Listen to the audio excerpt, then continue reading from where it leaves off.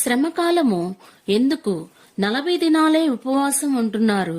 చాలా మందిలో ఉన్న తప్పుడు అపోహ ఏంటి అంటే, యేసు ప్రభువారిని పట్టుకుని 40 రోజులు చిత్రహింసలు పెట్టి చంపారు కాబట్టి ఈ 40 రోజులు శ్రమకాలం, మనము ఉపవాసం ఉంటున్నాము అని చాలా మంది అనుకుంటున్నారు. అది తప్పు.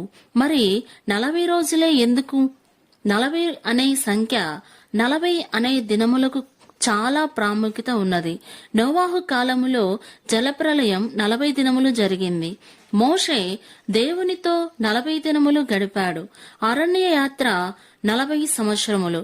మోషే సినాయి కొండ మీద 40 రోజులు గడిపి 10 ఆజ్ఞలను పొందుకున్నాడు. కానానులో వేగులవారు 40 రోజులు పర్యవేక్షణ చేశారు. ఏలియా దేవుడు ఇచ్చిన భోజన బలము చేత 40 రోజులు శక్తిని పొందుకున్నాడు.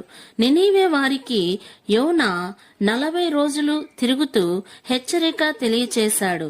ఆఖరిగా 40 రోజులు ఉపవాస దినములు ఎందుకంటే, యేసుక్రీస్తు వారు బాప్టిజం పొందుకున్న తర్వాత 40 దినాలు ఉపవాసం ఉన్నాడు కనుక.